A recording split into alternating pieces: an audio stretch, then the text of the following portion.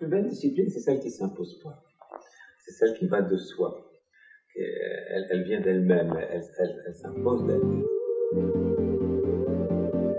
Je veux dire, si on se couche trop tard ou qu'on ne dort pas assez, on est fatigué.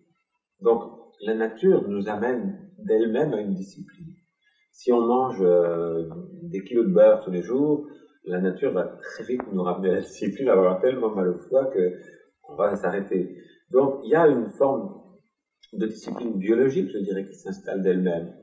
Et puis, on peut être un peu en avance. C'est-à-dire, au lieu de laisser la vague nous noyer et nous enrouler à l'intérieur pour nous faire mourir, on peut surfer, comme on surfe sur Internet, surfer sur la vague, avoir toujours une vague d'avance. Et la vraie discipline, c'est pas quelque chose de forcé et de douloureux, c'est tout le contraire de la discipline militaire. C'est une discipline qu'on s'impose à soi-même. Si je sais que de manger 3 kilos de beurre par jour va me faire mal au foie, eh ben, j'imagine que d'en manger 500 grammes, ça ne sera pas très bon non plus. Donc, je vais m'arranger pour en manger peut-être 10 grammes, pas plus. C'est bon, petit morceau de beurre, mais pas plus. Donc, ça, c'est de la discipline. Ne pas attendre d'être malade et c'est valable pour tout. C'est valable pour la méditation. Comment je me sens après avoir fait une méditation? Je me sens tellement bien.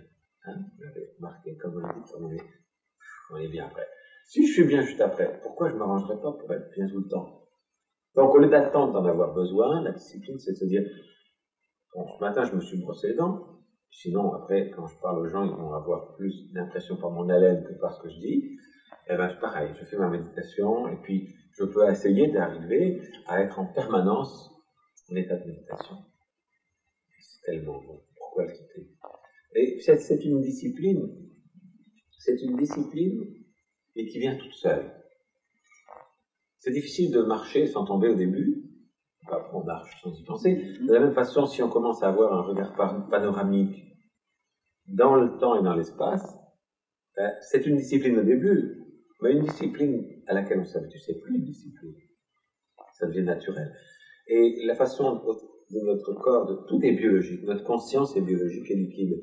Donc, si on veut que notre conscience fonctionne bien, il faut, au départ, la discipliner. Peut-être parfois la discipliner à l'indiscipline.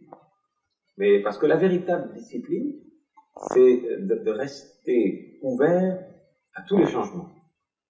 C'est ça la véritable discipline. C'est pour ça que c'est le contraire de la discipline militaire, qui est d'être fermé à tout changement.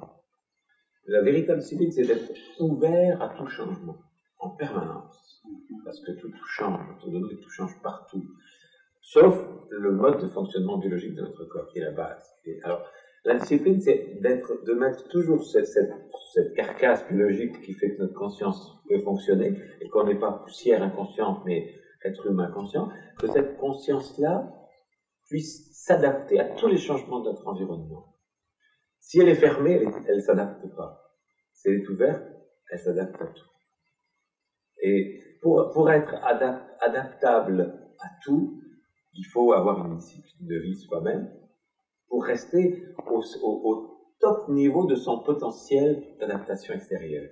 Si on est en mauvaise santé, on s'adapte très mal à ce qui se passe autour de nous.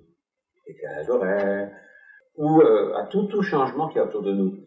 Le vieillissement qui est là. Ouais, tout ça, et puis qui est en permanence. Si on a une discipline de vie, et qui ne veut pas dire qu'on ne fait pas les fous, au contraire, on peut pouvoir faire encore plus les fous en s'adaptant à tout ce qui existe autour de nous, à toutes les folies qu'on peut faire, mais avec une discipline de base. Donc, discipline de vie qui est simple. Éviter les poisons. Le poison de base étant bien entendu le stress, mais également le tabac, l'alcool, la drogue, tout ce que les messages nous amènent comme cadeau merveilleux, pour que la machine soit le plus capable de s'adapter à ce qui est autour. Donc, en gros, la discipline est importante, mais c'est une discipline qui nous permet d'être encore plus indisciplinés. C'est ça une bonne discipline. Une mauvaise discipline, c'est une discipline qui ne permet pas la discipline.